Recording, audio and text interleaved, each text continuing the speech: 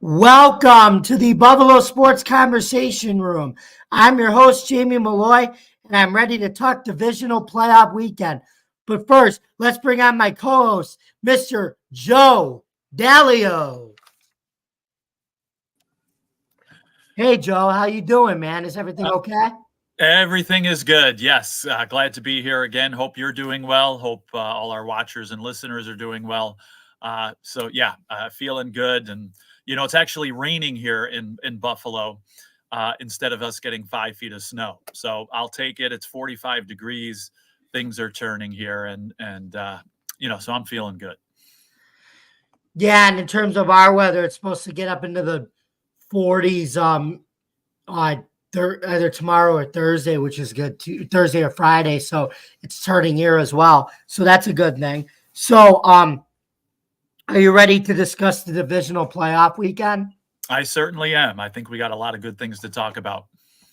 Yes, we do. So let's start with Saturday's Houston Texans and the Baltimore Ravens 4:00 game, with Lamar Jackson scoring 2 touchdowns, rushing for 100 yards and throwing for 152 yards and 2 touchdowns. They beat the Texans easily 34-10. So, Joe, what did you think about that game? Because it was 10-10 at the half, and it looked like it was going to be a competitive game. But I guess in the end, the better team pulled away in the second half. That's what I think, but I want to know what you think. Yeah, I do think that. It was interesting in the first half because I'm watching this game. We all know what happened to Baltimore in 2019. Number 1 seed, same situation as this. I believe that might have been Lamar's MVP year there. And, a major choke in the first round of the playoffs at home. And just the way this game was going and towards the end of the first half, I was like, oh, my goodness, here we go again.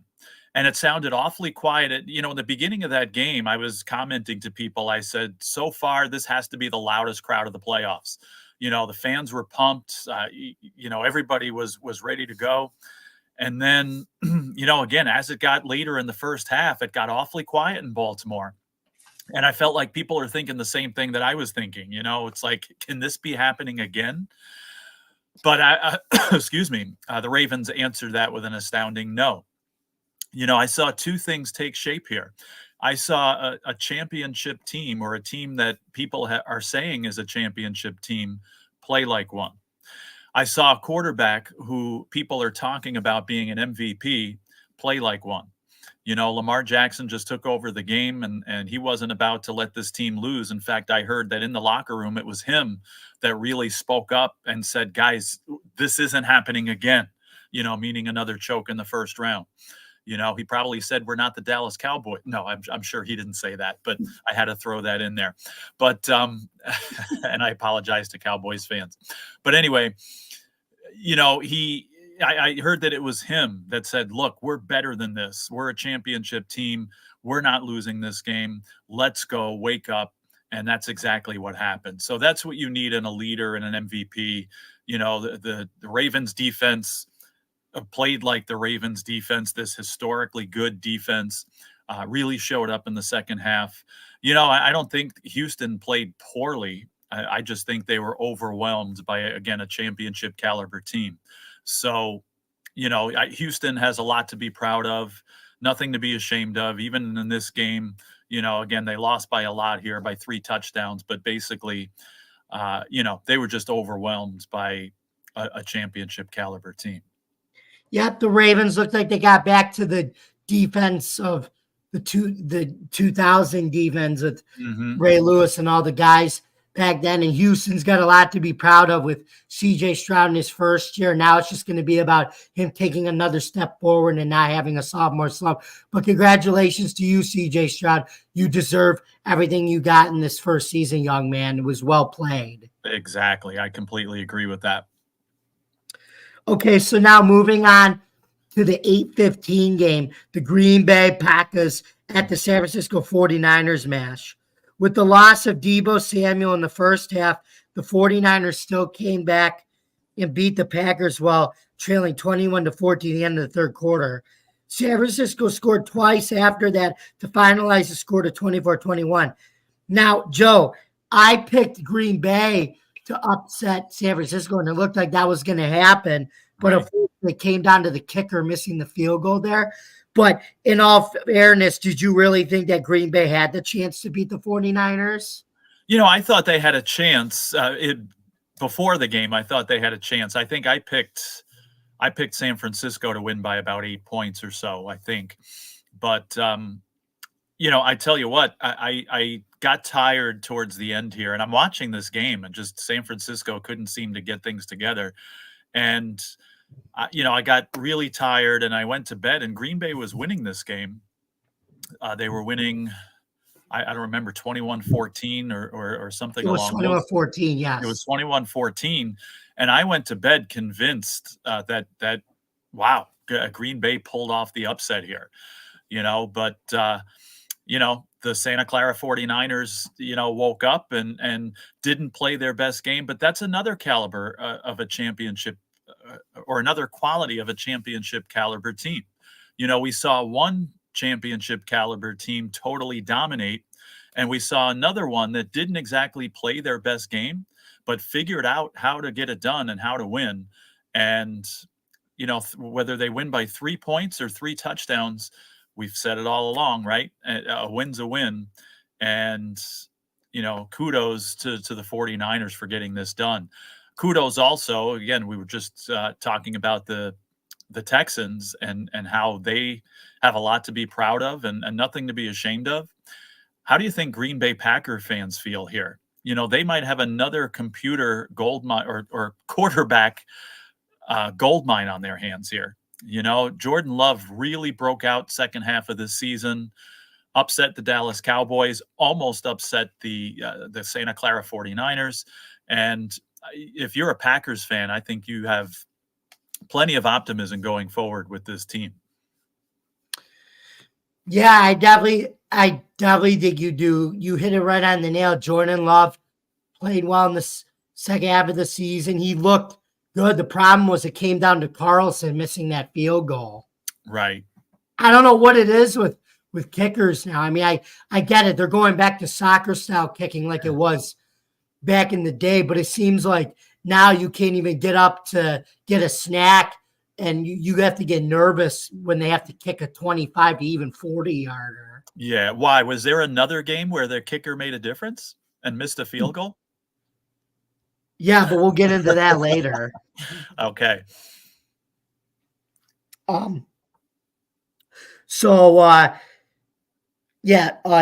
talk about the 3:00 Tampa at Detroit game on Sunday.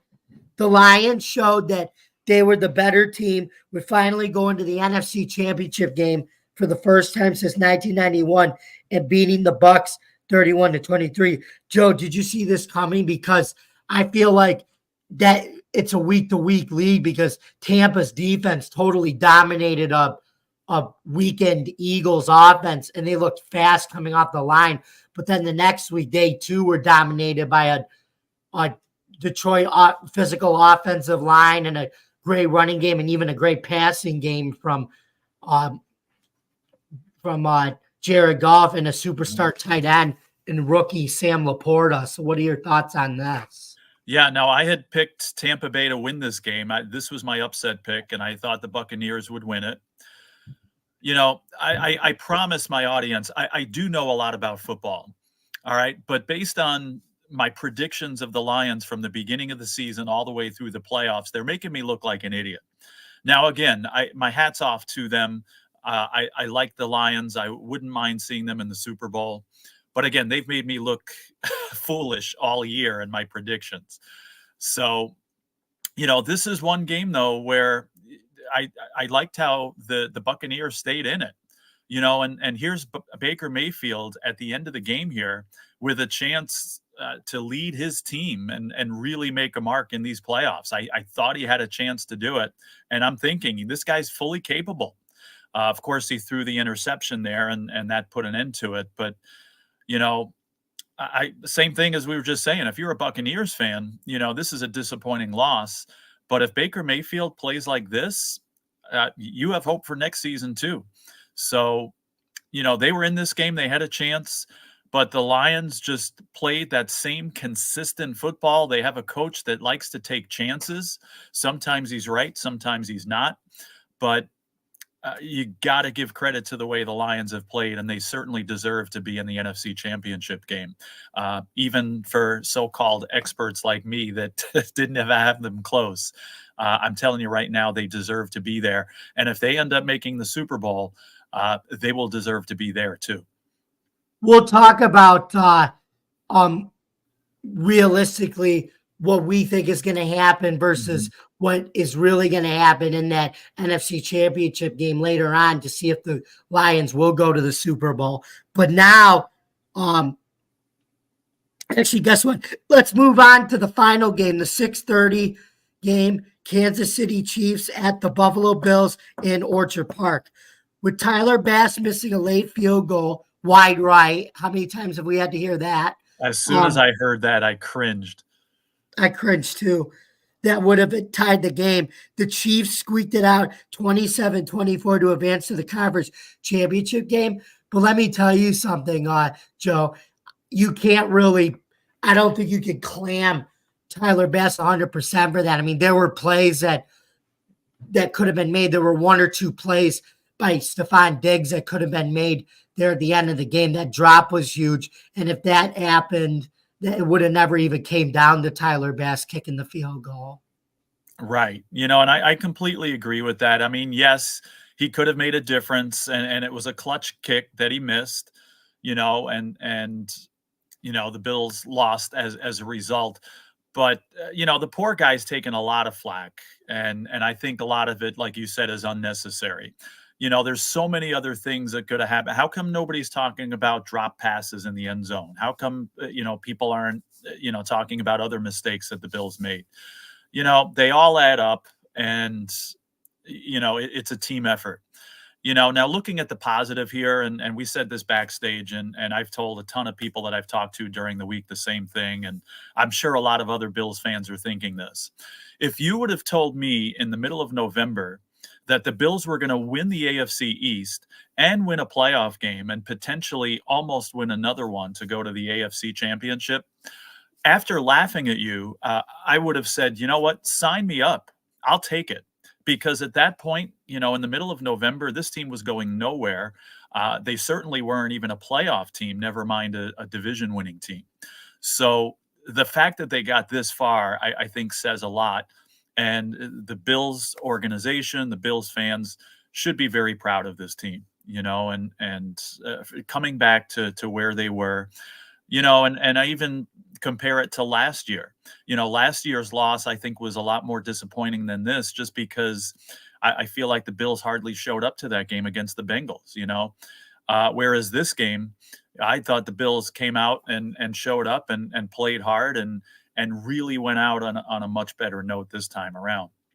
Not that we want to see them go out, and especially, to the Kansas City Chiefs, who I think we're all sick of this scenario at this point. But Bills fans should be proud.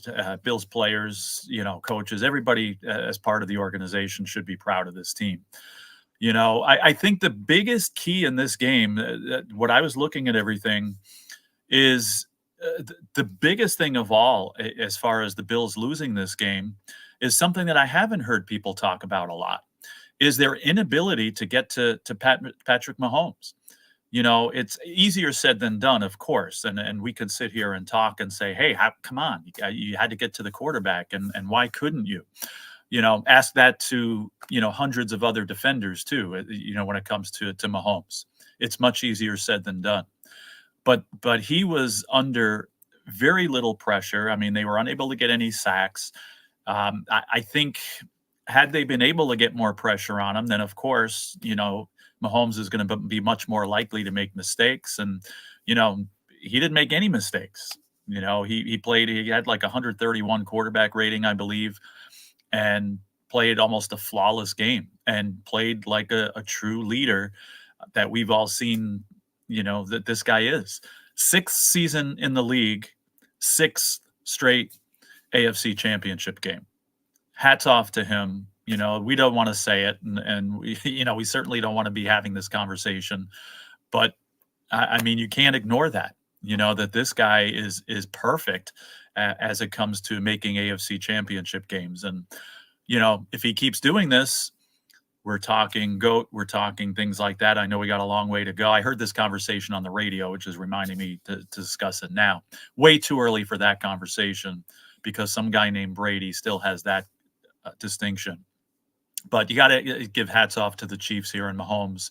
But I think if the Bills would have been able to get more pressure on them, that's a big part of this loss for them is their inability to do that.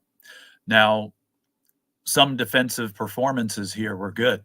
There was some guy named Von Miller that's been invisible for weeks and all of a sudden showed up and played like the guy we thought we were getting here and played, I thought, a very good game.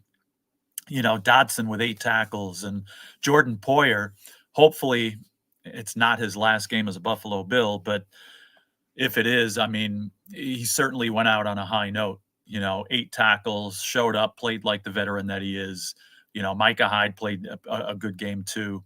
So, I'm not saying the Bills defense played poorly, but I think one big key to this game was their inability to get to the quarterback and force Mahomes to make, bad decisions.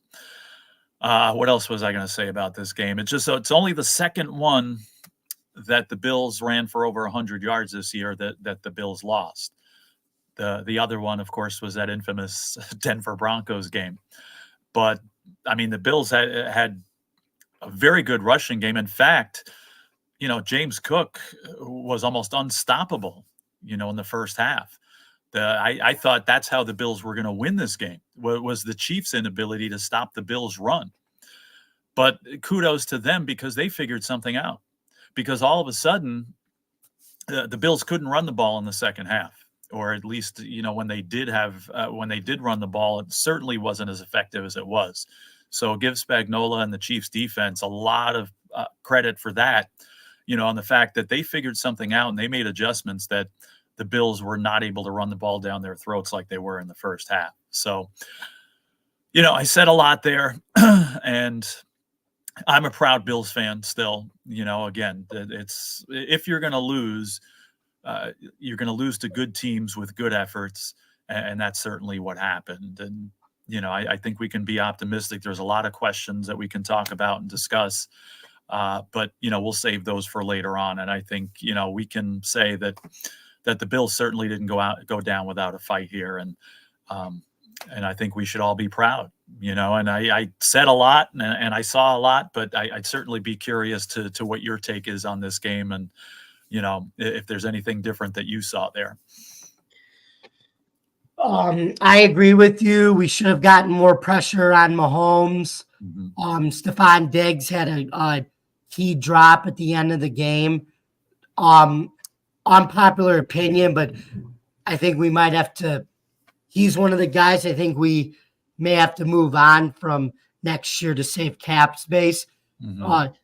And here's why. He's 30 years old now. The roster, we have a lot more offensive weapons around him now than we did when he first came in. Because you remember when he first came in, it was him and Diggs, or him and Gabe Davis doing all the work. Right. Now you got your security blanket tight end and Dalton Kincaid in a running game and James Cook and Allen running the ball with his legs and Khalil Shakir that we're deeper in the starting lineup of weapons now. We're only going to look to add more depth. And plus the 2024 NFL draft, it's supposed to be a very deep wide receiver prospect room. Right. And I was going to say too, during this game here, 9 different players caught passes in this game. Nine players caught at least one pass. So that just goes to show the depth that you have there. 5 players caught at least 3 passes. So you have a lot of weapons to choose from. You have Kincaid that's only going to get better. He obviously first round draft pick and a lot was expected of him, and it took him about half a season to get going. But I think we saw his potential. It's funny because I was thinking the same thing. Nothing against Stephon Diggs, but maybe it's time. The only problem with that is I heard that there's a whole bunch of cap complications and things like that, but perhaps you can trade him. That's how they acquired him, right? So Yeah. perhaps you don't have to deal with some of that if you send him away by trade. They can't just cut him because then again, there's a lot of salary cap. Right. Trade him for maybe like maybe for like a veteran depth linebacker, or a veteran depth corner, maybe another veteran receiver type, or maybe even another draft pick or two. We'll see, because they already have 10 picks going into next year's draft. Yeah, that's awesome. And again, like you said, with a lot of good wide receivers available, to choose from. So again, I hate to talk about him like this and just kind of be like, okay, we're done with you. But I don't know. I get the feeling that he's kind of feeling the same in a way. And I think just that same heart and that same spirit that we saw from him, I just didn't, you saw from him, in years past and even earlier in the season when he was having consecutive 100-yard games. All of a sudden, I just saw that disappear. And, I don't know. I think something's missing there. And again, it just might be time. And again, he's done so much for this team. And again, you just don't want to discard. But I think based on the team's needs now, it just might be the right time. Yeah, exactly. And also, I do want to talk about how you mentioned Mahomes and everything, but a lot of people forget. I think, despite losing that game, Josh Allen really proved a lot of the naysayers of some people and the skeptics in the media wrong, as he probably played the game of his life in that game against Kansas City, and he's only getting better too as a leader. So, and if you listen to his press conference at the end, he knows the Super Bowl window's not closing at all. And you just said the word that I was about to say, leader. And he certainly played like a leader in this game. Statistically, it might not have been as good as some of his other games, but I've seen this a few times during this run and the last 2 months of the season. Maybe he didn't play statistically an amazing game, but he played like a leader, and he kind of took this team on his back and played as that leader and just did an amazing job with that. So I definitely saw that in this game. He played with his heart on his sleeve, and he played determined, and he was playing like he was going to single-handedly will this team to victory. And even though that didn't happen, even in defeat, I thought he was very graceful, and he had a lot of good things to say, and I think he handled it very well. Obviously disappointed, but I really like the way he handled the defeat and had that optimism going forward too. So, I think we'll continue to see that from him, and again, maybe an even better Josh Allen. Yeah, absolutely. Okay, so it is now that time for our question of the week segment. So, Joe, are you ready to give our question a try, or do you want to get it right? I do want to get it right. I'm in a little bit of a slump here the last couple of weeks. So, yes, I'm ready to get this one correct and get off the schneid here. Good answer. So here's your question, Joe. So can you guess this NFL player? He played on one team, won one MVP, and was a two-time Super Bowl champ. Is it Lawrence Taylor, Eli Manning, Emmitt Smith, Steve Young? All right, I think I got this one. And the only reason I think I know is because the other three that you mentioned, I think had multiple Super Bowl. You said Lawrence Taylor, right? Yep. All right. Now I'm a Giants fan here, so I believe he won 2. Yeah. And then who's the second one you said? Eli Manning. Eli Manning, I know, won 2. And you said Emmitt Smith. Yeah. And I believe he won 2. Steve Young was the quarterback of the 49ers, and I think he just won that 94 Super Bowl. So I'm going to go with Steve Young. Nope. The correct answer was Lawrence Taylor. Lawrence Taylor, maybe he only won the one. He wasn't on the 90 team with the Giants, perhaps? No, he won two. He won in 1986 and 1990. Right. Okay. 86 when they beat Denver. 86 and then 90. Okay. I Against the thought you had Bills, said yeah. one Super Bowl. That's why No, I said two-time Super Bowl champ. all right. So that's why, yeah. So it had to be one of those first three because Steve Young, I think, only won one Super Bowl. So, Yeah. All right. I get upset with my students when they don't listen. So I didn't listen this time. So my fault. Okay. Now, so let's talk about the coaches that have gotten fired and want to look at other jobs. Let's start with Arthur Smith and the Atlanta Falcons, finishing with a 7-10 record and losing 4 of their last 5 games. With their 48-17 blowout loss to the Saints, the Atlanta Falcons felt it was time to move on from Smith. Joe, with the Falcons parting ways with Smith, who do you think that they will be looking at next? It's tough to say. And, there's so much guesswork, with these coaches that I'm going to be honest with you, I'm not very well versed. First of all, if I was a Falcons fan, I would certainly agree with this move. Again, these coaches, even coaches that haven't been successful, they know so much more than we do. And certainly I'm not going to be critical. I thought there were times where Arthur Smith seemed over his head. And I think, we saw a situation where the team quit on him at the end, especially with that final loss to the Saints. So, it was an unsuccessful stint. And again, if you're a Falcons fan, I think it was the right move, and I think you're happy with this. Now, there's been, discussion about Belichick. That's the only one I've really heard much of. I don't think that's a good fit for Belichick. I don't see it, but I don't really have an idea. I mean, they can look at, there's a bunch of coordinators out there. There's, of course, Harbaugh's name out there, which I think he talked to them, but it didn't go too far. So it's a tough call. I mean, if I'm them for the Falcons, I think their best move is some of these coordinators that are out there. And again, I'm blanking on names now, but that's probably the best situation in that case. Unless you go for a guy named Reich, but I don't see that happening either. I think their best bet is to go for one of these younger, fresher coordinators. You're not going to probably want to hear this, but one of these younger, fresher coordinators, they actually interviewed Joe Brady, the Bills' offensive coordinator, but it looks like he didn't get the job. So okay, well, I'm okay with that. But yeah, don't be surprised if Brady ends up someplace else. If not this year, maybe next year if he does perhaps a good job. Yes. I mean, certainly if he doesn't get a head coaching job, I would 100% hope that he ends up as the offensive coordinator for the Bills.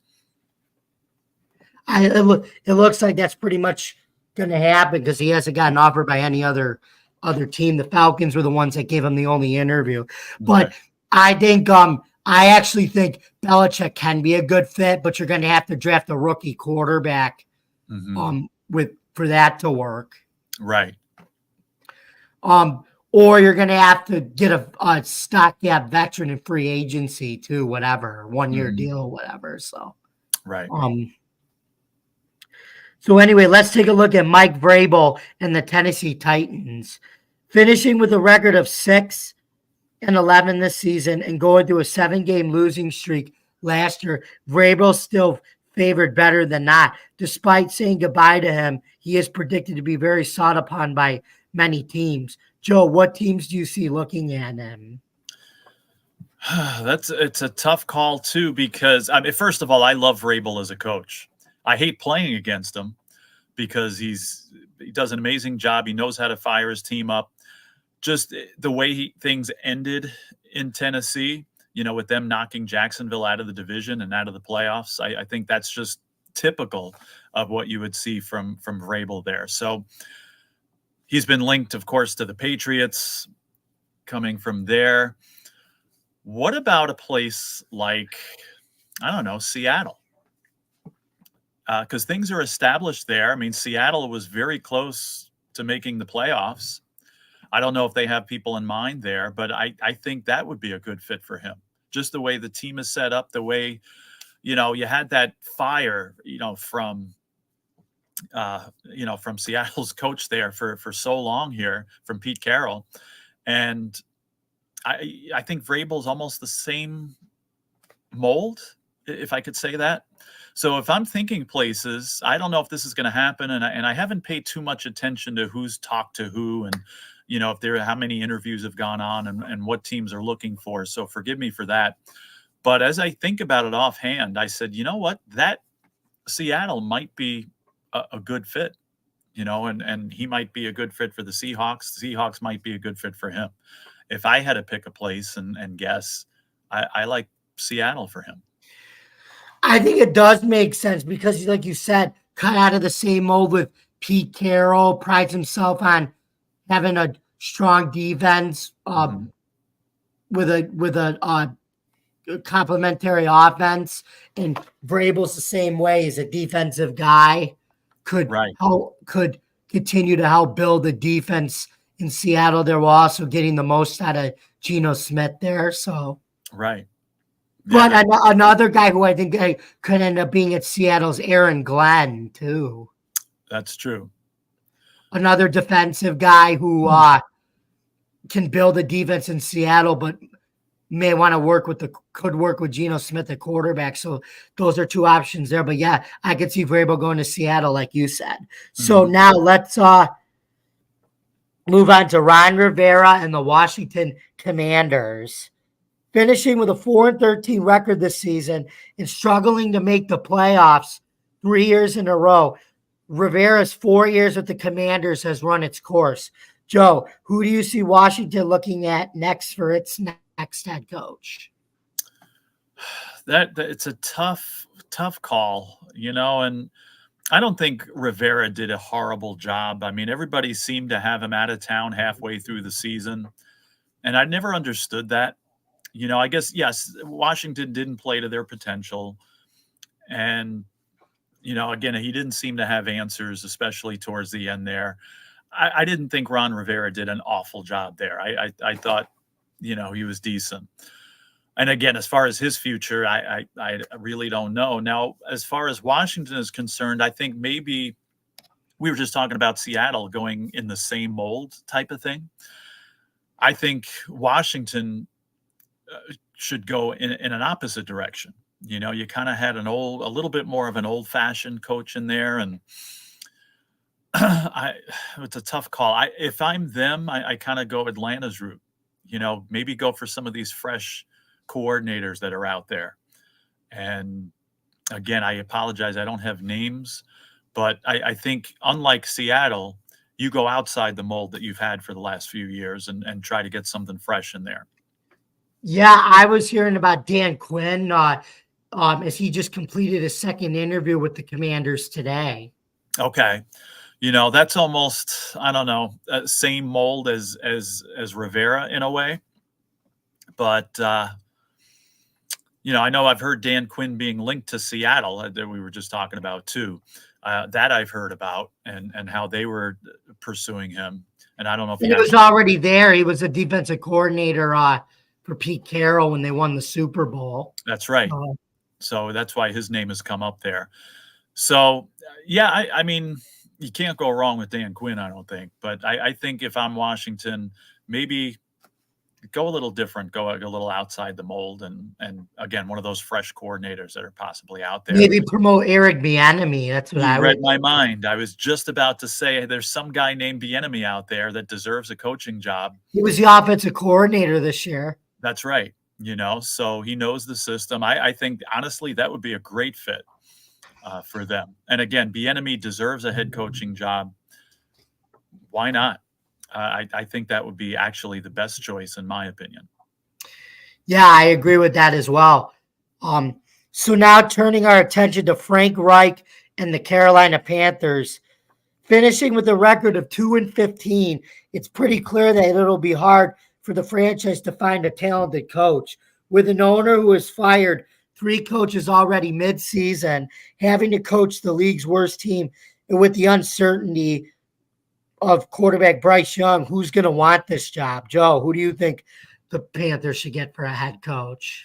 Well, it's funny that you say that because there's another team in the NFL recently that had that same attitude. Like, who in God's name would want this coaching job? You know what team I'm talking about?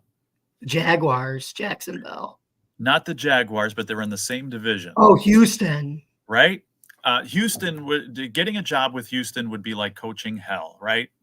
And they struck lightning in a bottle here, and they got this guy now who turned this team unexpectedly into a division winner, winning a playoff game. So Carolina is going to have to do their homework and hope that the same situation happens. Again, I don't have suggestions. I'm going to be honest with you, but it's just a matter of finding somebody who's got the personality with what they have and can, be patient, but yet at the same time, impatient, right? And get things moving as soon as possible. And just hope, again, the same thing happens with them that happened with the Texans. Again, who would have wanted to coach there? They found somebody, and now look, that's a place where players want to be now, and it's looking like a great place to play. I think if Carolina does it right, they can accomplish the same thing, because when Carolina's good, that's a great place to play, and if I'm a football player playing in Charlotte, I that's certainly would be high on my list. So just a matter of, I don't have the answer as far as how or who or what, but it's a matter of doing the same thing that Houston did. Right, and the one positive is you did see growth from Bryce Young from the beginning of the season to the end. So whoever can help him take the next step in his development will probably get the job. Right. Now that's capable of doing that. That's one thing before CJ Stroud got there that Houston did not have. They had just lost Deshaun Watson. So whatever coach coming into Houston, as we're comparing this, they didn't have the same quarterback situation that Carolina has. Carolina, I think you can be optimistic there. You have a guy that you could potentially build around. So actually, I think Carolina is a quicker fix potentially than Houston was. Again, it's just a matter of getting the right person in there and making it happen and doing it right. Yep. So now let's focus on Pete Carroll and the Seattle Seahawks. We kind of already touched on this, but Seattle finished with a 9-8 record for the second time in 3 years, but they didn't make the playoffs, so that's not going to cut it. Not being able to, and also it doesn't cut not being able to compete against your biggest NFC West rivals in the Rams and the 49ers, and that makes you have a target on your back. So, Joe, who do you see the Seahawks moving with forward? You said Mike Vrabel, and I said Aaron Glenn. Do you still want to keep your choice with Mike Vrabel, or do you want to switch it up here? No, I'll go with Vrabel still. I like the fact that Seattle handled it classy. Yes, it was probably time for Pete Carroll to go, but I love how they made room for him in the organization and kept the spot for him, and keeping him as a key part of the organization. I like that, and I think he deserves that, and I'm very glad that they did that. But like I said, I think Vrabel is a good fit, and whether that happens or not, I guess we'll see. And there's other good options out there, including the one you mentioned as well. But yeah, let's go with that and see what happens. I'm going to go with Vrabel to Seattle, and I tell you what, if he does, I think you're going to see this team excel. Mm-hmm. It's a tough division. I mean, with the Rams and 49ers in there, but they could certainly be a factor in that division with Vrabel there. Again, he's not the only one, but that would be my choice. I have 3 choices now. I'm going to stick with Aaron Glenn for the first choice because he's a defensive guy. He could come in there and kind of retool Seattle's defense while working with a quarterback like Geno Smith. But also, I think Ben Johnson should go there too because he's more of an offensive guy, and Mhm. that'll help Gino a lot because they already have a good defense there. And if Right. he brings in a good defensive coordinator, that'll complement that. But Mhm. and then I also think like I said, Dan Quinn going to Seattle too, already winning a Super Bowl as a defensive coordinator with Pete Carroll, and somebody that they were highly respectful of when he was there. And Quinn would love to go back and coach Seattle there. Yeah, that would surprise me the least out of all the choices. I could see that happening, but there's a lot of times where you think something's going to happen, and then you get something totally unexpected, and it's something that nobody saw coming. And sometimes that works, and sometimes it blows up in their face. But that's what makes it interesting. Yes, it does. So now let's take a look at the Las Vegas Raiders and the team who had no trouble finding its next head coach in Antonio Pierce. Spending 9 years in the NFL as a player himself, he has a player's first mentality. Pierce has all the respect of his players who all wanted him to be retained as their head coach. Growing up in Compton, California, he had always been a Raiders fan since the NWA days, the Ice Cube days, and the team being in that city of Oakland for so long before they moved to Vegas. And now it comes full circle that he's the head coach now that they're in Vegas, so he already understands the Raiders culture. So, Joe, do you see Pierce fitting in as now that he's their permanent coach and they remove the interim tag off of him? Yeah, I was rooting for this guy and hoping this would happen, and I think he deserves it. Again, just if you see the way these players absolutely adore him, and it seems like they would run through walls for him, that's what you want in a head coach. And again, we'll see how it works in a full season. And that's still, there's a lot of holes in that lineup, and there's a long way to go for the Raiders. But this guy certainly deserves the opportunity at least. And we might see him totally turn this team around. And even if he doesn't and things don't work out, I think you had to make this move. I think it's the right move. Again, I think the players like it, the fans like it. Yes, there's big names out there. You got Harbaugh's and Belichick's and people like that out there. But I think this is the right move. And again, I think he deserves it. He turned the Raiders from a walking, a welcome mat. Teams were walking all over him to a team that played with heart, to a team that fought. And not only that, but as they played that way, they won games against some difficult teams, including the Chiefs. So I definitely think he deserved the opportunity, and I was very, very happy to see that he has it. And now, I'm not a Raiders fan, but I would love to see him turn this potentially into a playoff team. I agree too. And it definitely makes up for Rich Bisaccia, who took over as the interim head coach for John Gruden and actually led the team to the playoffs. And he got passed over when a lot of people thought he should have gotten the job at the time. So that definitely Pierce makes up for that, which is good to see. Yeah, I was one of the people that thought he should have got that job. But you know what this tells me is somebody learned from their mistakes. So I think we're going to see that. And again, I think good things are coming for the Raiders. Yep, good things are going to happen. Next up is Gerard Mayo getting hired by the New England Patriots. While he has also spent 8 years in the NFL as a player, he will be the youngest head coach at 37 years old. While Mayo will be New England's first new head coach in 24 years, he has served as an assistant since 2019 as a linebackers coach. He relates well with his players and commands respect in the locker room, and his players say that he's a leader of men. Joe, what do you think of that endorsement from his players? And do you think Mayo will have what it takes to be New England's new head coach to successor to Belichick? Yeah, I think the endorsement is correct. You could say all you want about Belichick and how, Brady got those wins and, is he overrated as a coach? I don't think so. I still think he's an amazing coach, one of the best ever. And the Patriots should be very thankful for all he did for them. But I think, again, talk about a team that I think needs to go in a totally different direction. I think the Patriots are one of them. And I think Mayo is the guy. You got a fresh outlook. You go from one of the oldest coaches in the league to now the youngest. And I think you're going to get a fresh outlook on things. And I think the players will appreciate that. I think you'll see a different team next year. As Bills fans, we don't exactly want to see that.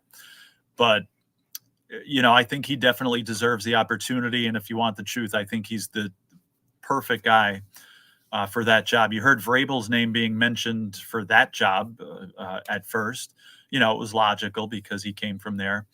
But honestly, I think that's the best move that the Patriots could have made.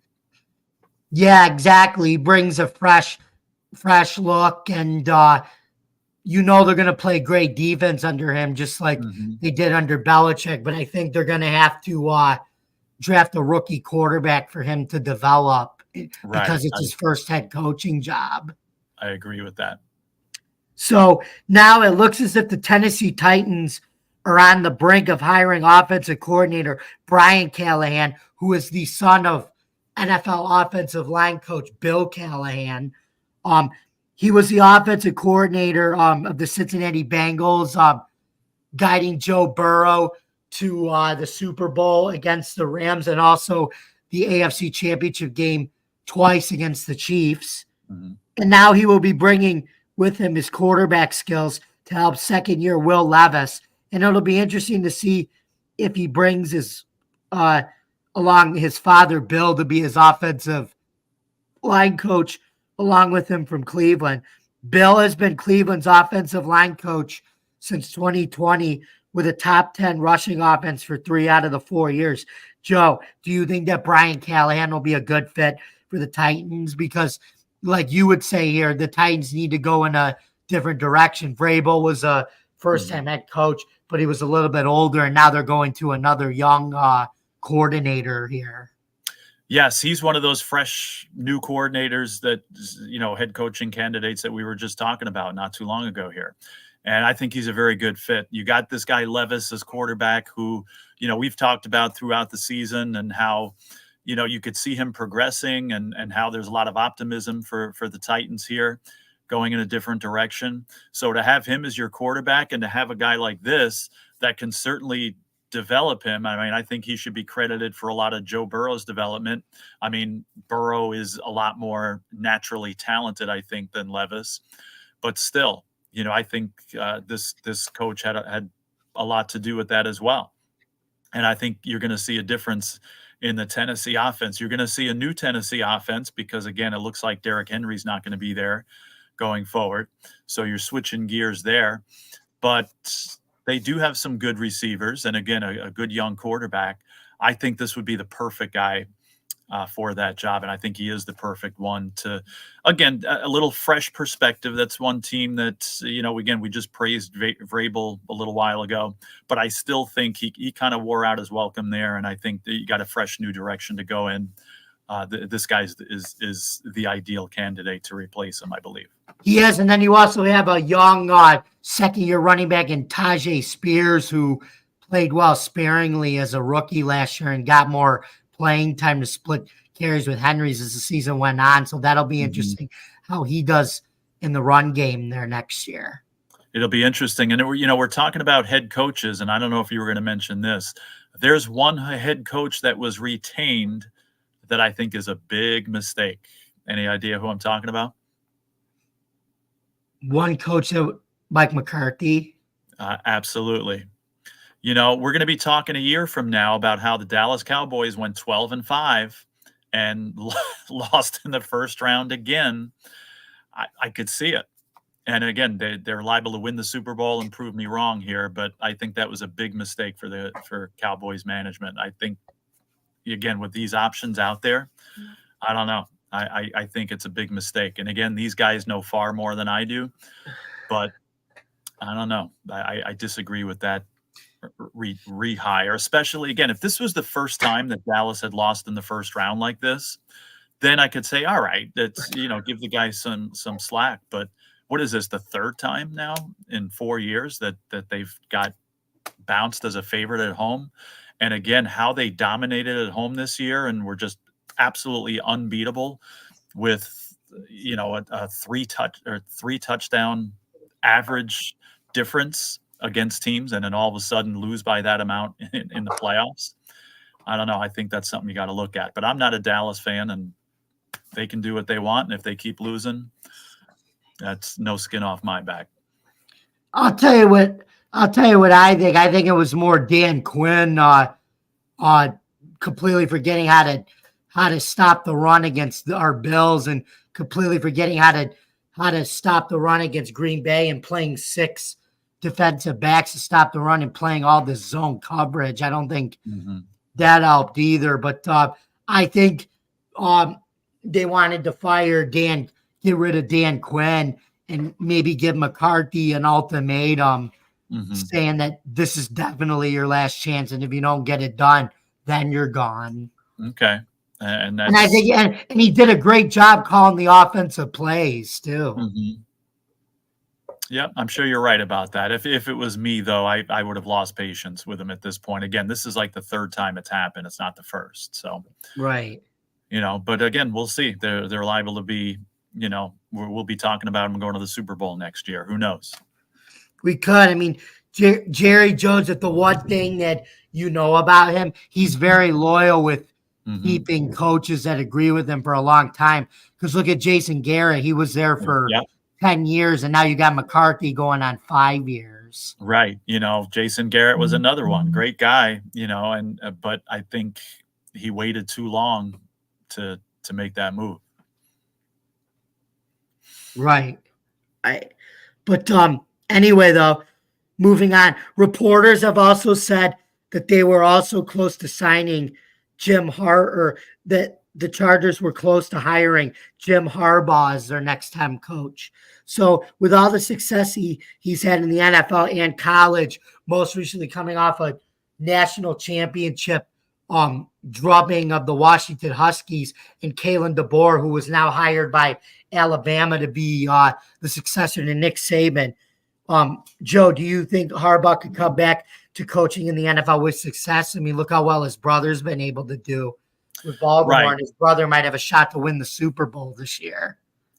Personally, I'm not a big Jim Harbaugh fan as an individual, but as a coach, he's amazing. And I think wherever he ends up, he will be in the NFL. And I think wherever he ends up, he's going to be successful. I could see the Chargers being a very good fit there, though, because he played for the Chargers, didn't he? Or no? Yeah, he did. Yeah. So and yeah, it was very successful with them. And here's a team that's got talent. They have an excellent quarterback who hasn't been able to take that next step because he hasn't had the coaching and he hasn't had, I guess, that winning atmosphere there to thrive in. And now if Harbaugh goes there, I mean, you got a guy who played quarterback, obviously, and knows a lot about the position. You got some great weapons there. I think that's a good fit. That if Harbaugh is looking for a place that he can win now, I think that would be ideal, because that's certainly a team that, again, this year I thought would be a playoff team and a potential problem in the playoffs. It just didn't turn out that way. And I think a lot has to do, with the leadership and, some things not going right. But with that winner's mentality that Harbaugh has, coming fresh off a championship here with Michigan, I think that would be a great fit for him. Because, again, he's got the talent there already. And I think it would be a great fit for the Chargers, because I think he'd be an excellent choice to potentially take them to the next step. Yeah, and I liked what Jim Harbaugh did in the national championship game with Michigan, that he could kind of bring that Kyle Shanahan 49ers type of offense that he ran with Michigan to the Chargers, have Herbert make a lot of pre-snap adjustments, pre-snap motion, and also being able to just play time of possession and pound the rock to complement Justin Herbert's throwing. And you saw that worked against the Washington Huskies, and they were able to dominate time of possession with that. So he could bring that back to the Chargers, and that could be a successful formula. I completely agree. And I had heard that he was being linked to the Chargers. And as soon as I heard that, I was like, you know what? That's a perfect fit. And I for the team and the coach. So I think that would be an excellent idea. And, wouldn't mind seeing it happen. Especially, we need somebody else to win that division besides the Chiefs. And if he goes there, I think you have a valid contender to battle the Chiefs, which would be good for the Bills. which would be amazing. Yep.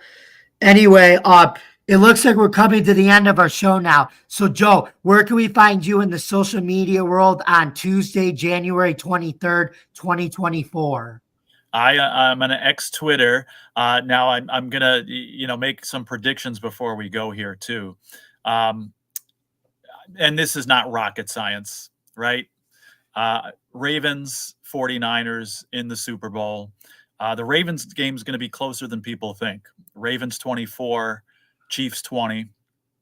I think the 49ers, one of two things is going to happen.